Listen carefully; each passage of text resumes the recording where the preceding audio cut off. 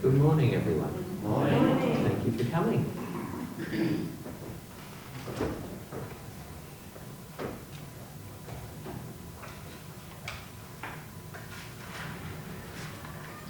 Welcome to the true story of Dad. Well, it's lonesome away from your kindred and all, by the campfire at night, where the wild dingoes call. Well, there's nothing more lonesome, morbid or drear, than to stand in the bar of a pub with no beer. Ironically, my dad never really loved pubs or beer, but he did love Slim Dusty. The publican's anxious for the quota to come, and there's a faraway look on the face of the bum. The cook's acting cranky, and the maid's gone all queer. What a terrible place is a pub with no beer. Dad passed away a year ago at 98. The stockman rides up with his dry, dusty throat. He breasts up to the bar, pulls a wad from his coat, but the smile on his face quickly turns to a sneer as the barman tells sadly the pub's got no beer. Dad was one of nature's gentlemen, and God knows they're a rare breed today. The swaggy comes in, smothered in dust and flies, throws down his roll and rubs the sweat from his eyes. But when he is told, he says, "What's this I hear? I've trudged 50 flaming miles to a pub with no beer." Dad was one of life's quiet achievers. His family was his fortune. Now there's a dog on the veranda, for his master he waits, but the boss is inside, drinking wine with his mates. The dog hurries for cover, and he cringes in fear. It's no place for a dog. Here's a pub with no beer. Dad loved dogs and cats, but in general, he liked his kids better. Billy the blacksmith, the first time in his life, has gone home cold sober to his darling wife. He walks in the kitchen. She says, "You're early, my dear." Then he breaks down and tells her the pub's got no beer. Dad didn't have a lot of mates, but if you were his friend, you're his friend for life. Oh, it's hard to believe there are customers still, but the money's still tinkling in the old ancient till. Now the wine buffs are happy, and I know they're sincere when they say they couldn't give a stuff if the pub's got no beer. Dad's favourite drink was a portergaff. Now that was a combination of lemonade and stout. So it's lonesome away from your kindred and all, by the campfire at night where the wild dingoes call. It's 11 a.m. at the Don Pyatt, and you've come to hear the true blue life story of a dad with no peer. Thanks for coming, folks. Now, my name is Matt Byrne, son of, and I'm here today with the enormous privilege of honouring the memory and celebrating the remarkable life of our father, who art now in heaven, Gavin John Byrne. 12 months ago, he passed away at 98, and an era passed away with him. Now, we all look back, as I have in recent times, putting this show together. We all look back at the fathers that we've lost. Not all of us, but I just wonder if people wouldn't mind today just sharing the name of their father if they've lost one. My father's name? Yeah. Percy. Percy. Mervyn. Mervyn. Adrian. Tom. Right. James. Norman. Hugo. Gar. Howard. Ron. Buzz. Cliff. Yeah. Stan. Stan. Right. Well, most of us here have something in common then, right? We all look back at that dear man who brought us into the world, our father. Now, the thing is with the Fringe and Festival on at the moment, we have stories, plays and shows coming from overseas and interstate, telling their stories. And we all go along and we're so amazed at them. But you know, everyone in this room, I'm sure their father had an amazing story to tell if someone bothered to tell. And so I think it's important that we tell our own stories. And I hope by doing this show that I do encourage other people to look back, not just genealogy, but actually find out a bit more about your family. Anyway, I thought the best way to talk about my dad would just be a series of yarns about this remarkable man.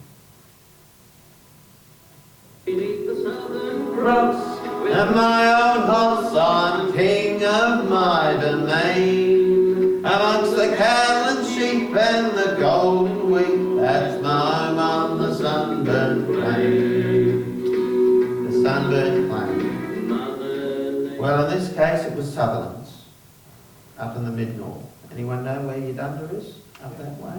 Just a little further? I'm sure you do, Annie. Yeah. Well, Dad's family came from desperate times in Ireland to the heat and Spartan unhappiness of Sutherland's and Mount Mary, near Yadunda. Now that's up in the mid-north. His parents were Michael Francis Byrne, a huge Irishman who looked a lot better with his shirt off than I do. Big red moustache. He was a bare knuckles champion. Yep. And he met his match though in Bridget Irene Maney, a tough, diminutive little Irish woman. Anyway, they had 6 children. There's 5 of them in this photo. Uncle Vince on the end, and then my dad, then Uncle Tom, then Auntie Mary, and Auntie Eileen. Alright? So it's pretty amazing. Those 2 ladies, well, Auntie Mary lived to be 101. How old did Eileen live to? 98. 98, my goodness, that's a daughter out there, my cousin. Well, so you know those shops that say you can only come in if you're over 90 years old to get credit if you've got 2 older sisters. Dad can get credit anyway. It's just amazing. And then we have my Uncle Leo Lawrence Byrne. Sadly passed away in a car accident the year before I was born, hence the Leo part of Matthew Leo Byrne. I think sometimes I was sent to replace him, but I don't think I had as much life in him as he did. Anyway, life was tough up at Sutherland's, don't worry about that. Got a lot tougher when typhoid hit the town. Unfortunately, grandfather, well, he contracted typhoid and he passed away. Bridget did too, but she survived. Thank God she did. Well, there she was, an amazing little Catholic woman with 6 children to raise with 1 cow on a plot of dusty land up at Sutherland's. My goodness.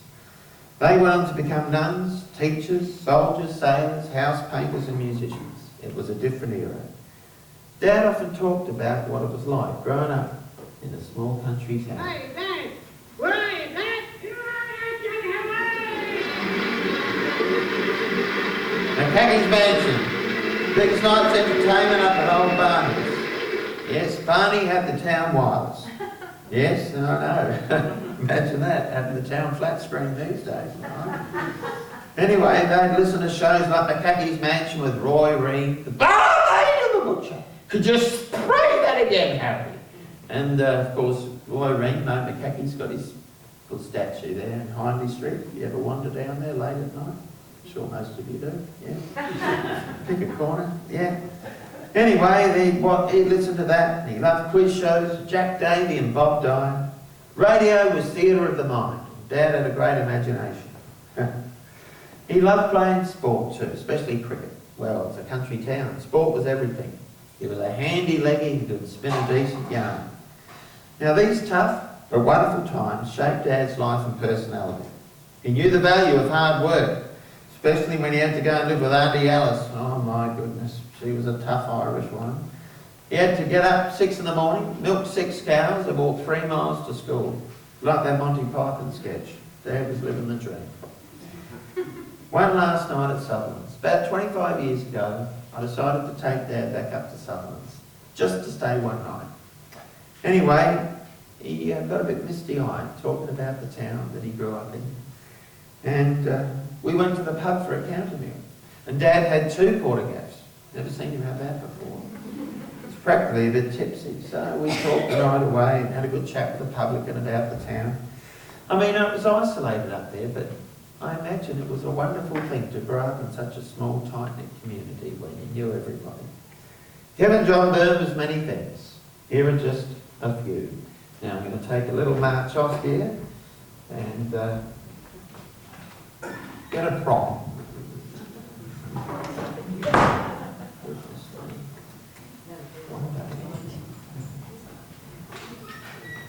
All right, ladies and gentlemen. So, a couple of props. Yep. It's a brown slouch hat. Yes, a brown slouch hat. My dad was a soldier. It's a symbol. Joined the army during World War II. Did his training in Victoria at a place called Seymour, where he discovered the Four Seasons. It wasn't the singing group. It was the weather. He said, you wake up to be sunny. Put your shorts on, get to the front door, to be cloudy.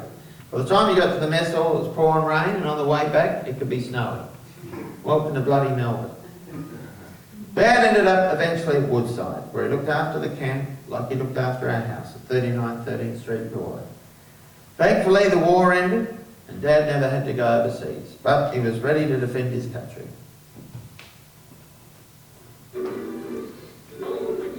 Dad loved characters. He was a character, and I'll never forget the day he decided to try and compete with the TV shows we loved with characters of his own. That's when he invented on the spot Gus Goon and Herbert Rabbit. Now, how did those names not get their own TV show? I'll never know. Dad joke. Dad always said the shovel was a groundbreaking invention. There's more of those where that comes from. I can tell you.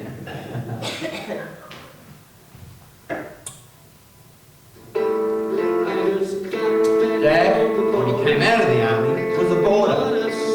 Now, people who didn't know, there was a lot of boarding houses in those days, especially down at Rosewater. And Dad said the most amazing thing about a boarding house was dinner time. They were told be there at 6 o'clock or there'll be no food left. You got there at 5 minutes past 6, the food was gone, so everybody was on time for dinner. Dad said that his lack of knowledge of Greek mythology was his one weakness. He called it his Achilles elbow.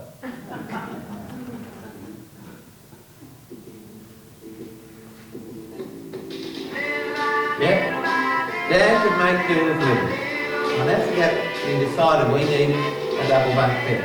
3 boys had ended up in one bedroom, and we all needed a bed of our own. So he went down the Gawler markets, spent 60 cents on a bed, 40 cents on 4 bits of anchor line and bolts, and an hour later, sitting on top of Michael's bed, was a double bunk bed. And that became my bed, and Wayne got my old bed. You know, Dad knew how to do a bunk. He once said to me, Matthew, I think it's wrong that only one company makes Monopoly.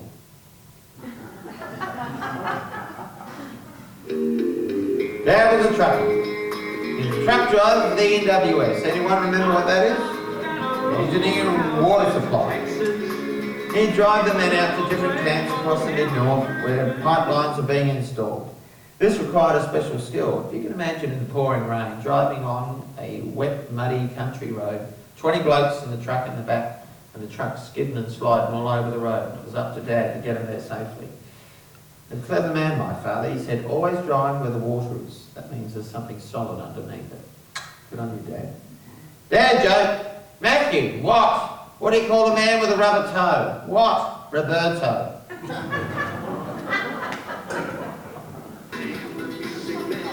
Dad was a music man. He absolutely loved music. It was one of his favourite things. And he made sure we loved music too. So we were provided, whenever Christmas come round, my first album was Jim Reeves, According to My Heart.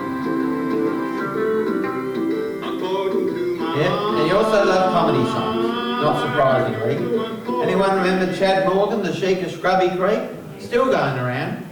Chad's got teeth in his mouth like Neil Curley's fingers when he comes to shake your hand. Anyway, one of his favourite songs was The Fatal Wedding. So I'll go have a bash, just for him and for Dad.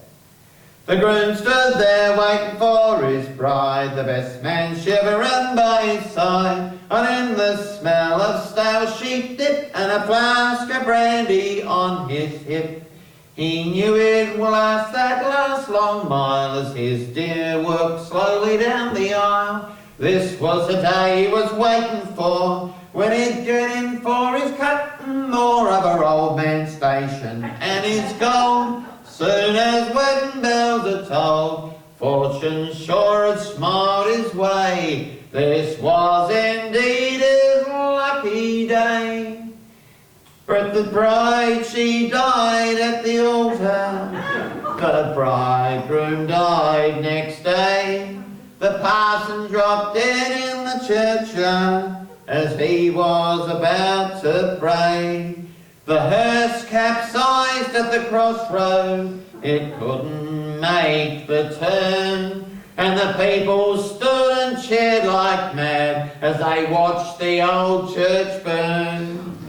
But then the heavens broke open and the rain it started to pour, and the whole flaming town got washed away, and there was no one left at all.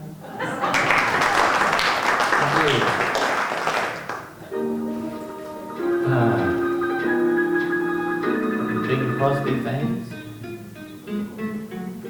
Oh, give me land, lots of land, on a starry, starry skies. Dad loved land. He owned a block of land, of course, in Gawler, where our house was, but also another one at Evanston. Now, that was okay. But he also had this horrible block of land down at Christie's Beach, a nightmare distance away from Gawler, I can tell you.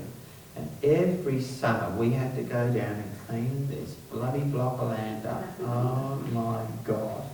I tell you, the grass was so tall, it was this high, right? And it was so thick, snakes refused to go in there. That's what it was like, I'm telling you.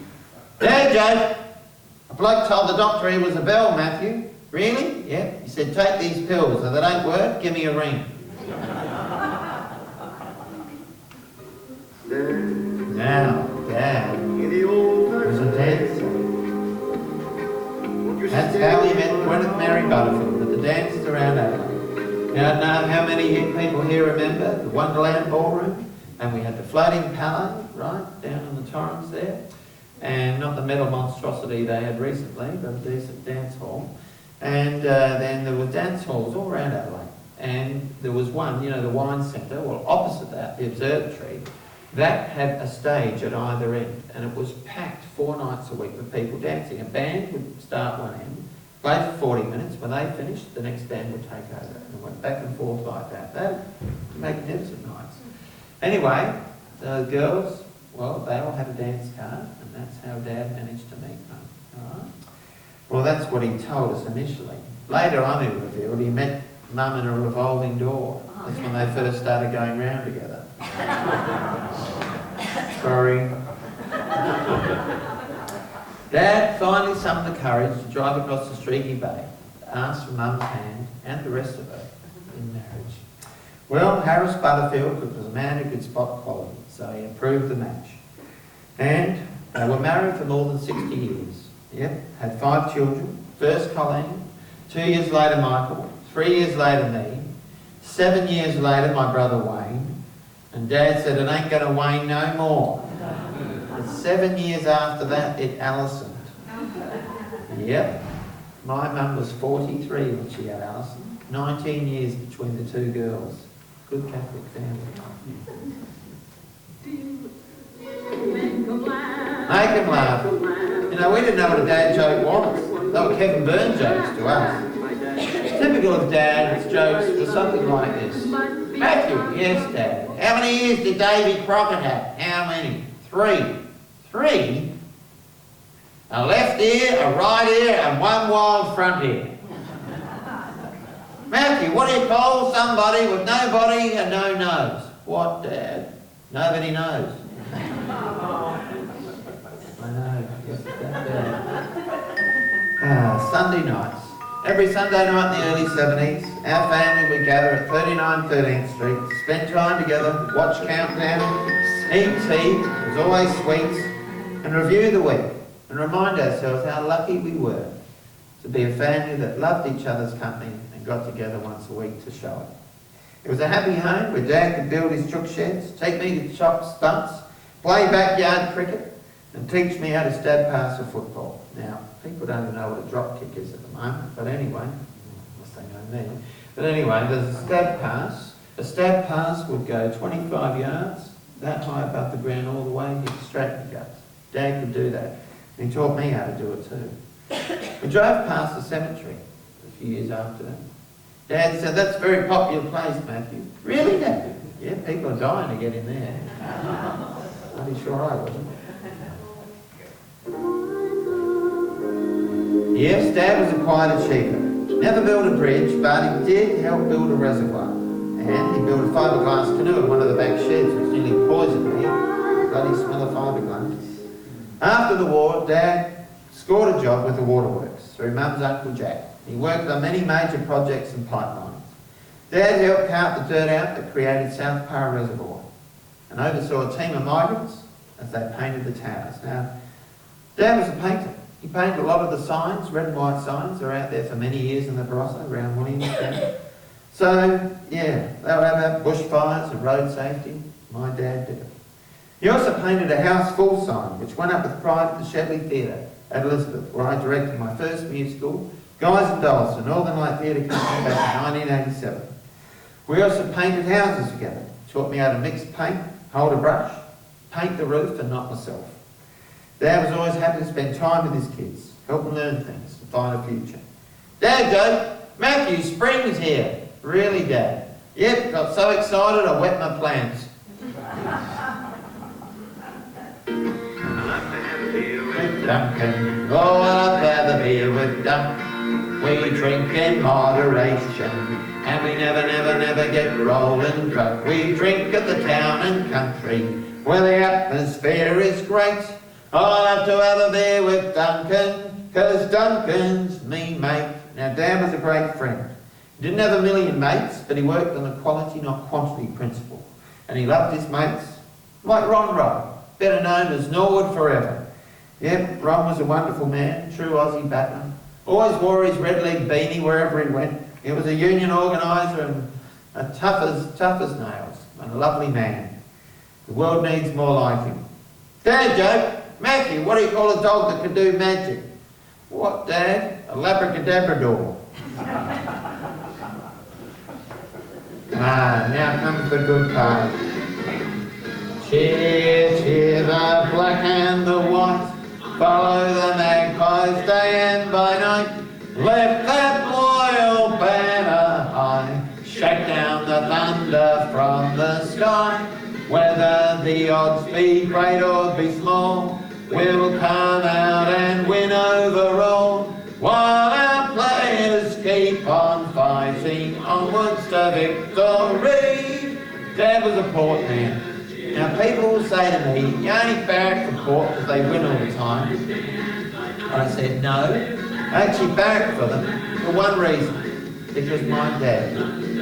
His heroes were Foster Williams, Ted Whelan, Blossom Blagrove, Rexy Johns, Jack Hale, Jeff Motley, Bubbles Hobbs, Scotty Hodges, Brian Cunning, Timmy Geneva, the mighty Russell Ebert, and Timmy Evans. Dad went and saw Port win 6 premierships in a row at the Adelaide Oval, 1954 to 59. And then we went out to Footy Park and saw him win 3 in a row a couple of times out here. Albion Oval was a field of dreams for our family. Many major battles were fought with opposition supporters there. We were always in the grandstand, always in an argument with people who dared to barrack for the opposition. Dad wasn't afraid to barrack hard, and I learned to never take a backward step. Armed with a thermos of coffee, salad rolls for Mum and language from the cheap seats, we'd arrive at 11 a.m. to watch the seconds, and we'd be there till 5 o'clock cheering for Port Adelaide, and they usually won. But not every game. I'll never forget the 75 preliminary final at Footy Park, when we went down to the Red Legs in a real thriller in the pouring rain. Things got a bit close and tense in the last quarter and a bit fire in the outer. An elderly man, closely resembling an orangutan, smashed Dad on the umbrella with a walking stick. Life and death are obviously quite important. Football was more important. We finally grabbed an SANFL flag in 1977. A wonderful day for Dad after the losses to Sturt in the late 60s and North in the early 70s. And we wanted to grab quite a few more. So many, they finally had to accept us in the AFL as the second team after the Crows. You don't have to stand for this, but... You knew my dad, he was a football man.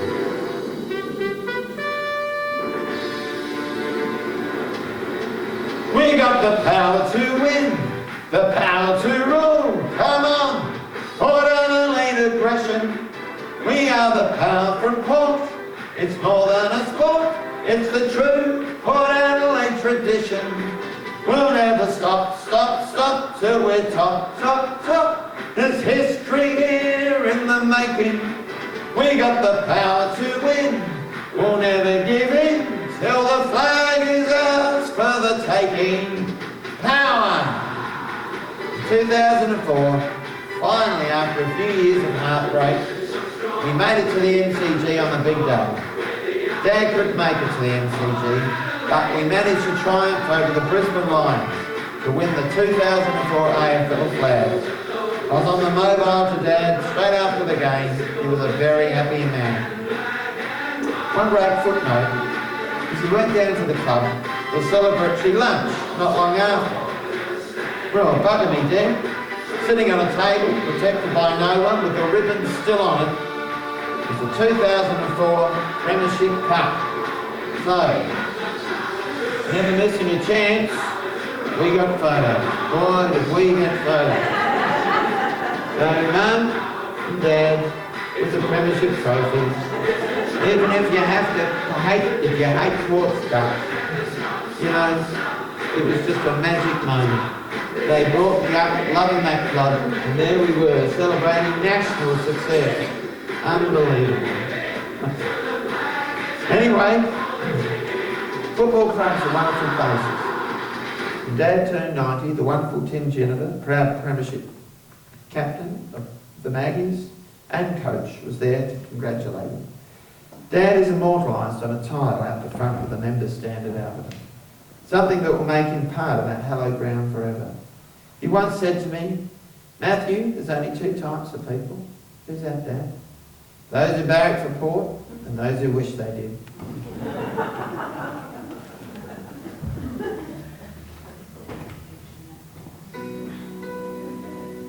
Yes, Dad was a working class man. He had a social conscience. He was a Labor man. I actually joined the Gawler branch of the ALP when Seth Creedon was a local MLC. I did Scouts and Ventures with one of Seth's sons, Paul. Great family. Dad would attend meetings, hand out how to vote cards, but his great disappointment was the day, well, when Whitlam got the sack. And when they had the follow-up election, Dad assumed that Labor would get back in. Anyway, Fraser got in a landslide, and Dad never forgot it. He said his mates had let him down that day. He said, Malcolm Fraser is like one of those old rams looking over the fence down at everybody. He said, funny, you know. When he finally left politics, Fraser became a decent human being. Maybe they should all leave. Matthew, what, Dad? What do you call a can opener? I don't know. Oh, hang on. What? What do you call a can opener that won't work?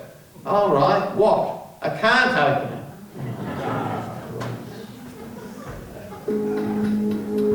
Dad made sacrifices. Feed his family. Dad spent many years away from home, Monday to Friday, up at far-flung places in the mid-north, Spalding, Jamestown, Robertstown. Well, it must have been bloody hard for him and Mum to be apart 5 days a week. But he had to feed his family. He shared accommodation with a wide range of blokes in those camps. But the one he recalled with more clarity and fear than any other was an overcoat, gum boot and wide-brimmed hat wearing Queensland blower called Whisper and Smith. Whisper and Smith spoke in very short, understated sentences by lamplight. No surprises, Dad soon changed shacks. Reminds me of another story Dad told me. Don't know if it's true or not, but anyway, about this bloke who goes to stay in this isolated pub. He has his dinner and he goes upstairs, he hops into bed and he's about to blow out the candle. And all of a sudden he feels this chill wind go through the room. The hairs stand up on the back of his neck. And then all of a sudden the window starts to rattle and the candle starts to flutter and a ghostly voice says, "There's only you and me." The bloke said, "If you give me 30 seconds to put my shorts and boots back on, there'll only be you." You know, Dad once had a job at a calendar factory. When he got the sack, took a month off.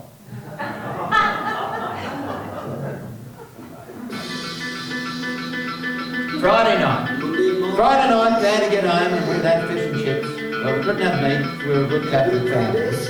So he'd give us our pocket money, we'd think we were millionaires. And Saturday morning we'd be off down the street. Or we'd head out to Williamstown for honey apples and to visit friends. And then it'd be off to the footy, to sit with Dad, and we'd usually win. "Dad joke." "Matthew." "What, Dad?" "What did the buffalo say when he dropped his son off at school?" "What?" "Bye, son."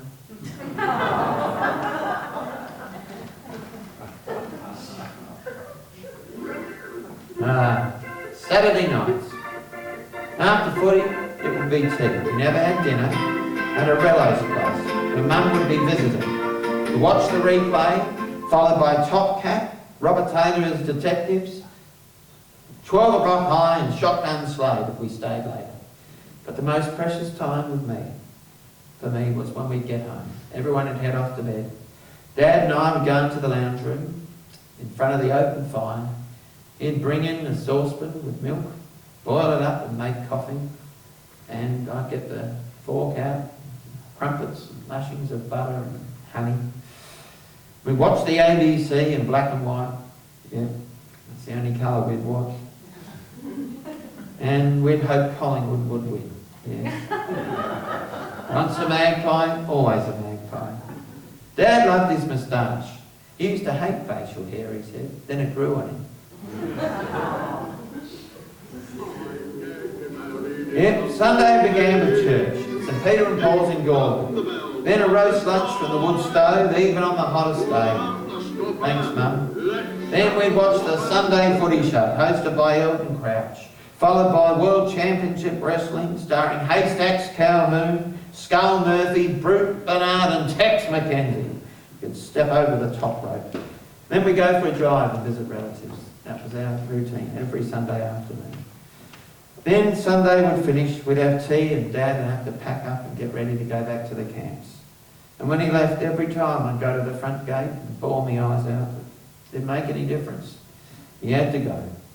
God knows our Mum survived. Thank God he was home and Wayne and Alison grew up. And I'd hear this song on the radio whenever he left. And I always imagined there was this big silver moon somewhere up in the mid-north. Dad could follow to get back to the camp safely. "Hey Matthew, want to hear a joke about a piece of paper?" "No, Dad, it's terrible."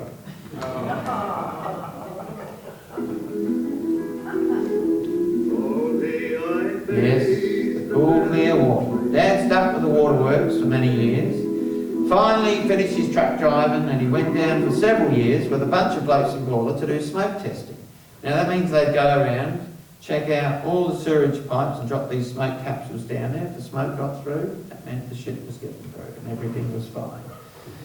Anyway, finally he finished that. He ended up running the store at the Elizabeth ENWS.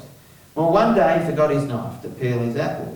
So he went over to a bunch of Italian workmates and he said, "Has anyone got a knife?" 4 knives appeared like that. He never forgot his knife again.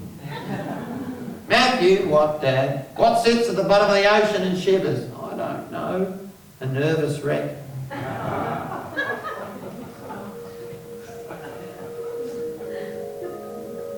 Dad was superstitious. If he ever saw a dead magpie on the side of the road coming home from the waterworks, that was it. Port were going to lose. And once he bet on Port, and they lost, so he never bet again. Betting was bad luck. "Matthew." "What, Dad?" "Did you hear about the guy who invented the lifesaver?" "No." "He made a mint." Dad was an entertainer. Many a time we'd be sitting peacefully chatting with the family and visiting friends, and suddenly Dad would burst out of the lounge room, wearing a bowler hat and strumming a guitar, singing songs and telling terrible jokes, and most importantly of all, laughing at them. That was a skill I picked up straight away. Jokes like, "Excuse me." "Yes, madam." "Does this train stop at Adelaide?" The elder smashed it a dozen. "Smart, aren't you?" "No, I'm green. Smart got off at Salisbury." Nurse to Dad, "Blood type?" Dad, "Red."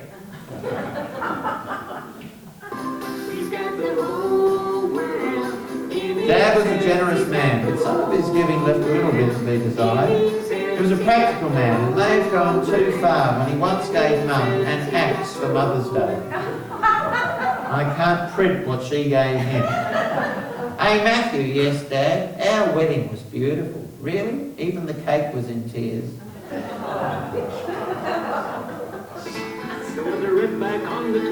Yes, Dad was a hunter, but not a huntsman.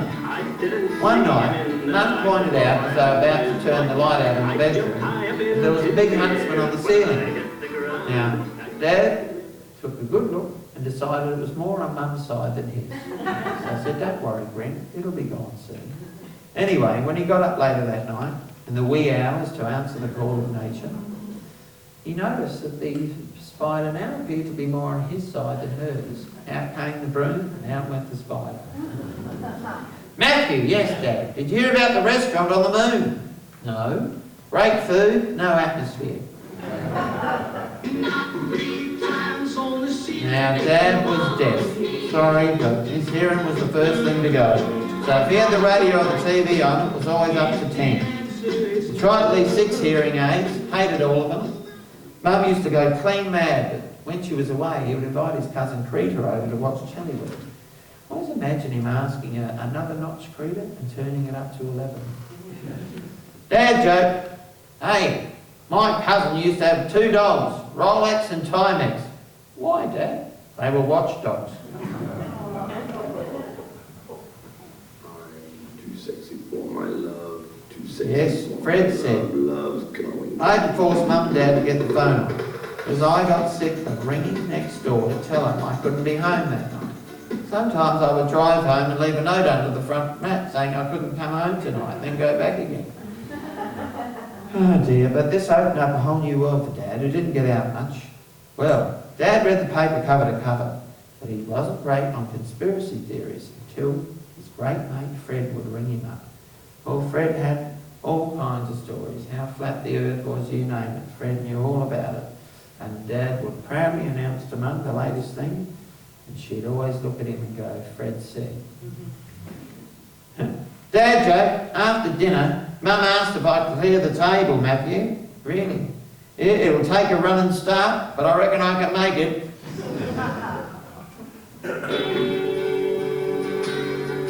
Retirement. Dad never really took to retirement too well. I think he had this image of Mum being waiting for him at home, hand and foot, cup of tea and a scone for him, yeah. What he discovered, she'd built a nice life in and outside the house. She volunteered for Vinnie 3 days a week. She sang with the church choir and did the flowers there as well. She had raised 5 kids, and when we were gone, she made sure she had plenty to do. Dad was topped when it came to charity.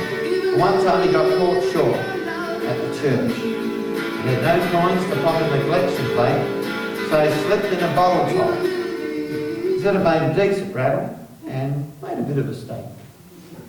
Dad said one of his favourite memories as a kid was when his brothers used to stick him in a tyre and roll him downhill. He said they were good years.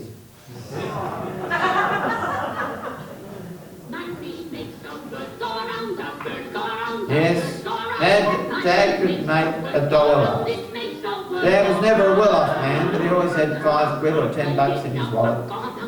We didn't always get what we wanted, but we always had what we needed. Burn kids got hand-me-down bikes, cricket bats and cars that usually went a long way. When I got Dad's tennis ball green machine, the EH station wagon, that was gold for me. It was just like Dad.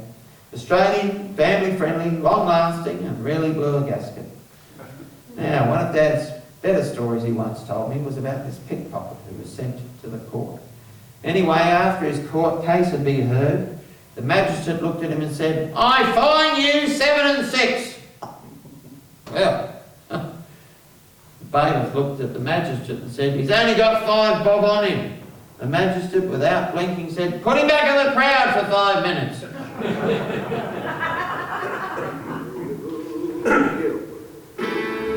Yes, Dad was an organiser. When relatives would come calling, especially from the West Coast with stumps for the fires, Dad would have all kinds of projects ready for them to help him with. Dad was a very good supervisor. Yeah? So all sorts of things would start to happen with the help of the visiting relatives and friends, who only seemed too happy to help because they'd get a free meal and somewhere to stay the night.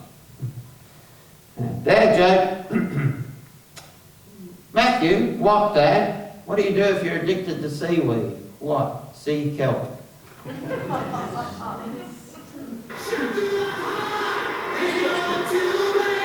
Well, as you can imagine, Dad was a crack shot. Growing up in the bush with only a few bullets, there weren't any to spare. He had to be a good shot with a rifle, and he was. And he taught me how to use one. I even kept his rifles, and finding out how to get rid of them was like a piece of me going. It was just that memory of a man passing on skills to his son. I remember he shot this hare once, and he regretted it. Beautiful animal, but he was too good a shot to miss. Also, I'll never forget one day, Dad was farewelling Kim, Nick and I, my oldest mates, as we were about to head off on our annual Christmas trip to the West Coast. Anyway, he checked the tyres, he checked the water, he checked the oil, "Thanks, Dad." And anyway, he started giving the windscreen a final polish as we were all in the car about to go with his hanky. I said, "All right, Dad, got to go." Shut the door, and we took off. And I noticed Dad was keeping up with us. I thought, what's going on here? I stopped the car, he said, "You jammed a finger in the door." Ouch. Dad joke, "Matthew, I think your mother's putting glue on my rifles. She denies it, but I'm sticking to my guns." Well, I remember once Dad said to me, "When I met your mother, I had nothing. Now I have all of you." And this is the family. There's me with red hair. You can recognise me up in the corner. My brother Michael. Sister Colleen, brother Wayne, and Dad, then Alison. Chip off the old mum block there, and Mum. Okay, that was the family. Oops. Stay there. Good. Okay. But the proudest moment for Dad, I reckon, was when we finally all had a house of our own. As far as he was concerned, that was job done. Yep. He loved Colleen's Irish dancing, Michael's taekwondo and diving, my stories and shows, Wayne playing for United and singing The Happy Wanderer, and Alison looking into the mirror for a show she did at St Thomas More College. He just wanted us to be happy. Dad joke, "Matthew." "What, Dad? What are you getting across the Atlantic with the Titanic?" "What, about halfway?"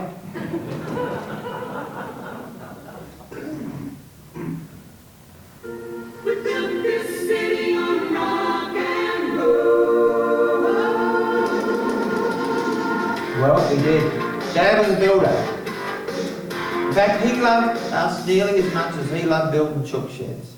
In fact, I'm sure at one stage we had more chook sheds than we had chooks.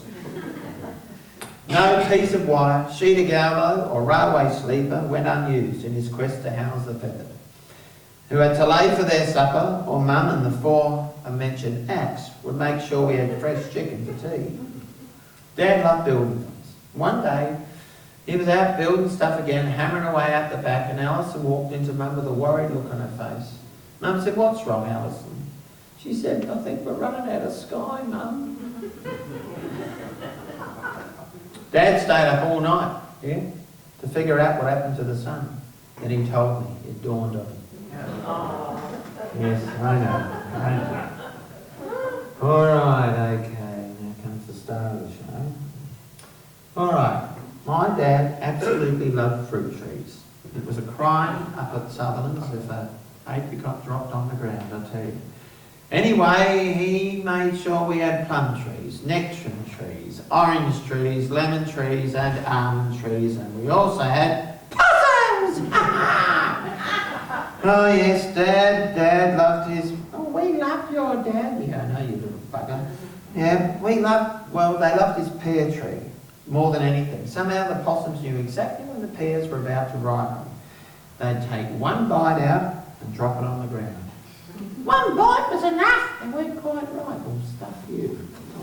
Okay. Anyway, this kind gentleman would then sit out at night with an air rifle and Michael's terrier dog Rex, waiting for the enemy.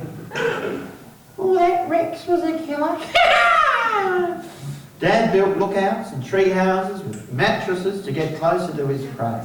Tarzan was safe. Anyway, when he finally came inside for the night, covered in mosquito bites, the possums would tiptoe gently over Rex and help themselves to the almonds. And have a good feed, and Dad would be out threatening retribution the next morning. We were back safe and sound, asleep in a big gum tree down in the South Par River. Oh, yes, you were, you little mongrel. Rex would cop the brunt of it, of course, as Dad planned revenge the next day. You know, Dad once told me he struggled with 3 subjects at school. One was maths, and he couldn't remember the other one. All right.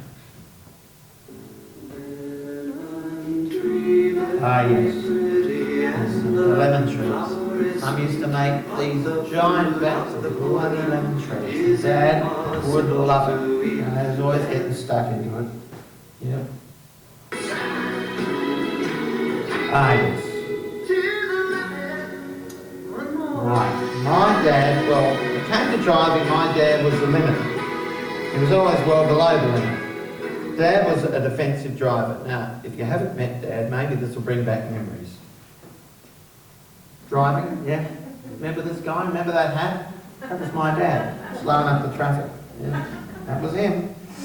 I'll never forget when I went to Port Pirie once with the school on an excursion. Well, when the bus got to the front gate, it said 10 miles per hour. I said, my dad would have to speed up to get into this place. Anyway, Dad loved it when a bug hit the windshield. Loved it. He'd always say the same thing. You never have the guts to do that again. Good on you, Dad.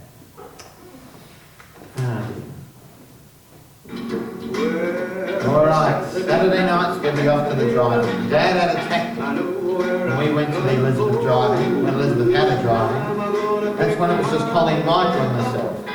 Now, one of our jobs for one of us, usually me because I was the smallest, was to get under the blanket behind him when we drove in. So there was only 2 adults and 2 children. Good Catholic day. Matthew, why do you never see elephants hiding in trees? I don't know, Dad, because they're so bloody good at it.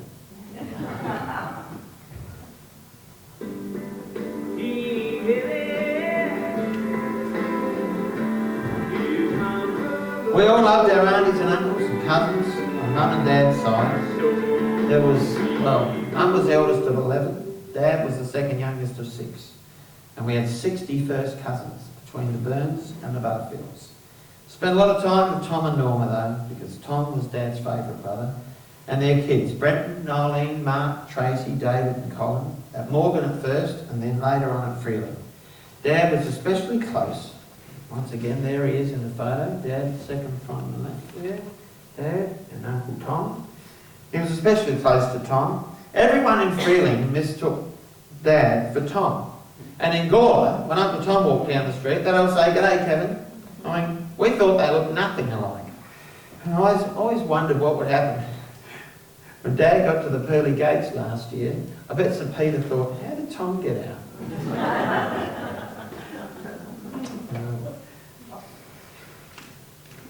Hey Matthew, what? I'm reading a book on anti-gravity. That's great, Dad. What's it like? Can't put it down.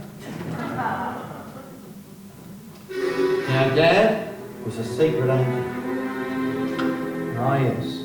When him and Mum finally moved from 39 13th Street, Gawler, up to the Treeview nursing home, he was still keen to get back to his house. One day, while visiting, he gestured to me. I said, "What do you want, Dad?" He said, "What's the combination?" To the gate out the front. Well, it's 1959, Dad, asterisk. Well, you got out all on your own, didn't you? You didn't need my help. You don't have to go back to haunt that place. Dad hated elevators, by the way. He was always taking steps to avoid them.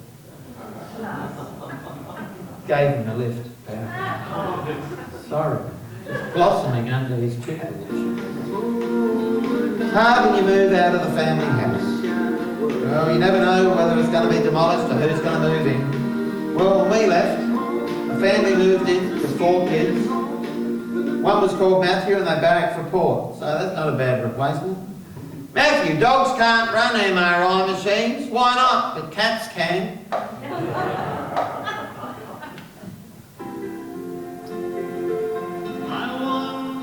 Well, we finally lost Mum, July 2014. Dad is now on his own in a nursing home. But he also had to survive the loss of his eldest son, Michael, our beautiful brother, to cancer a few years later. Something we'll never get over, because he had so much life to live.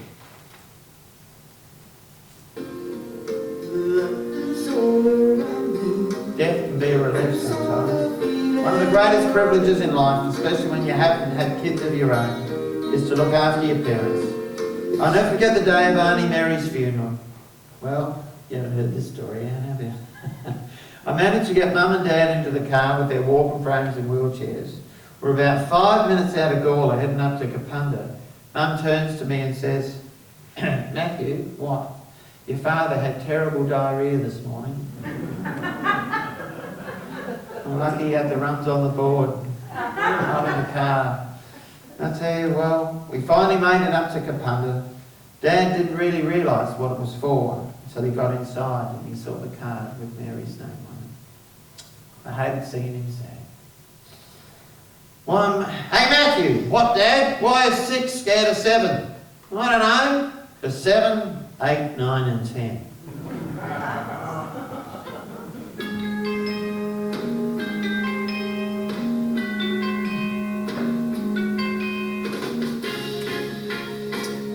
Dad was a joker till the very end. I remember going up to Treeview one afternoon to take him out for a drive. Well, the residents were in the middle of a fiercely competitive game of carpet bowls. Dad was waiting his turn. Well, I finally convinced him to come for a drive, but he wanted his turn.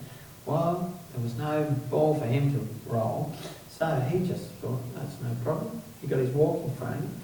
He gave it 3 revs and sent it flying down the carpet. All the bowls went everywhere. Nobody cared who won. They all had such a great laugh. I tell you, Dad was very pleased with the result. Even at the end, he was still teaching me comic time. Dad, Jake. Kid, there's something in my shoe. Dad, it's your foot. Taking Dad for a drive was great because once we got away from the place, he was so happy. He'd start to sing, and I'd sing along with him. And then I'd noticed he was rattling off names, and I couldn't work out what it was at first. Then I realised he'd had laser surgery and fixed his eyesight. He was reading street signs and all kinds of things to me that I wasn't even noticing. Anyway, I used to love taking him out to the Barossa. Yeah, it was great out there. We'd go to the Williamstown pub for a counter meal and porter or to the Williamstown bakery for a sausage roll or a pasty and a cup of tea. That was the last time I took him for a drive. Such a privilege to be able to look after your parents. I could never have done it full time, but it was so special. Dad was a charmer. Right to the end, a great charmer. He had nothing to do with any of the other residents in Treeview, but he loved to stay. I'd walk around with him and he'd go, hello, to all kinds of people. And they loved him. In fact, several of them came to his funeral service. They loved him that much. They knew they'd never see his like again. My dad, well, I could go on about him forever, but I already have. The book. I said earlier I was going to write a book about Dad. But Dad had already begun writing a book about his life. He gave it to me about 25 years ago. Do you think I'd find the bloody thing when I wrote this show? No, but then I did. It turned up 2 days before we started. So I had a good look through it when he first gave it to me. Because, well, I was going to write one about him and I thought it might have some good stuff. And there's a few more details I'd love to share with you. He lived at Sutherland's for 17 years. Mount Mary for 6. Joined the army on February 2nd, 1942. Married Mum April the 8th, 1950. Shifted to Port Pirie, worked and lived at South Parr Reservoir for 5 years, then into Gawler for the next 50. But his life was a battle. There was a few tears on the page. He was never paid well. He even ended up sleeping on the nets at the winery where he was picking grapes during the day. He revealed working in the bush was no picnic. Unless you could cut a ton of mallee roots a day, forget about it. After the war, his mother moved to a flat in Glenelg, where she sadly passed away with lung cancer, 1948. And then there was his training as a painter and the problems he had with the fumes affecting his health, so he could only paint outside. Then he got hepatitis and life got even tougher for him. But there were good times too. Children started arriving and Uncle Leo nicknamed Colleen Satan. He talked about working at Tarlee, where he said, and I quote, the huts were as hot as hell in summer, freezing cold in winter. He talked about building a pipeline to Williamstown. He also mentioned Gwen having to be father and mother while he was away during the week. He also mentioned the joy of Mum cooking her roast every Sunday.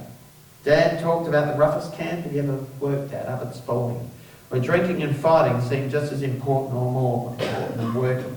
He was so glad to get back to Robertstown and then to get back to Gawler so Alison and Wayne could be there when they grew up. He also revealed he was bored to death after he retired.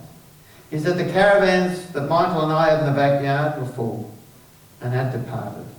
And he considered having a garage sale to remove some of that mess. It would have been one hell of a sale. There's one little part I missed, which I don't want to miss out because I'm making a record of this. If I can find it. But I can't now that I've mentioned it. Now, it's when Dad was... Land. Here we are. Yes, there was one thing that... when Dad sold that block of land at at Christie's Beach, he was so glad to get rid of it, so were we. But he bought another block of land up at Owen, if anyone knows where that is. Yeah, in the mid-north. Well, it was a paddock. And, well, Dad got the farm to sharecrop it for him. And he bought a caravan and he sat it in the corner of this paddock up near Owen. We spent many uneventful evenings sitting in that caravan, waiting for something to happen. Finally out would come the thermos, cup of tea and a biscuit before we went to bed. Yes. But it was Dad trying to reconnect with the country.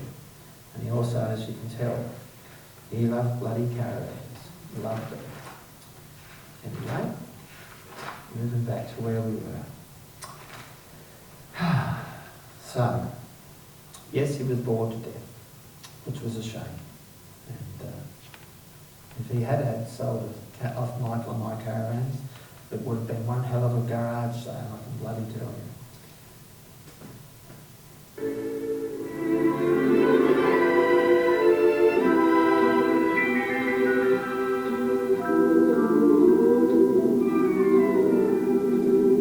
If they asked me, I could buy a book. Yep. The biggest shock I got from reading this book that I found before the show opened was inside the front page. It simply said, in this beautiful copper-plate handwriting, this book is dedicated to Matthew Leo Byrne, my autobiography, 1996. Can you believe that? Like you could tell the bloody future. Nostradamus. He knew one day I might like to do something like this, and he dedicated his memories to me.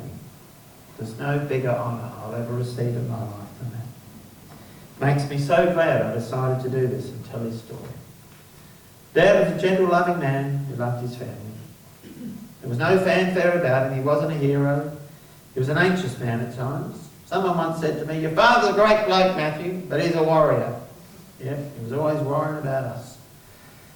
Well, you're up there now, Dad, with Mum and Michael, getting the house ready for all of us when we are together again.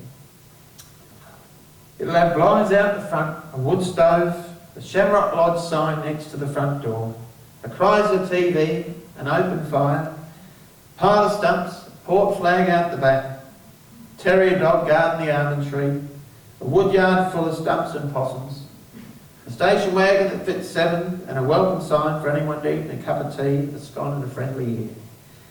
That's the castle that you built, Dad, and now you have serenity. You built a family to bring people together. You were a very special man.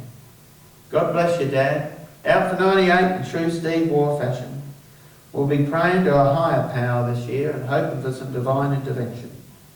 You and Mum were the perfect combination. Dad loved music, and he loved this song. So this is my farewell to him.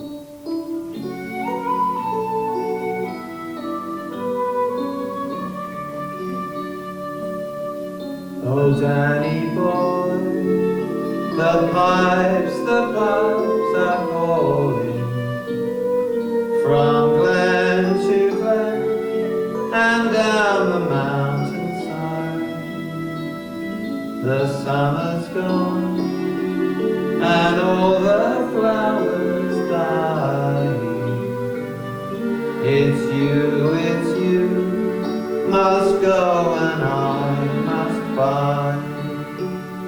But come ye back when summer's in the meadow, or when the valleys hush and white with snow. It's I'll be here in sunshine or in shadow. Oh, Danny boy, oh, Dad, your boy loves you so. Thanks for coming, ladies and gentlemen. That was a true story.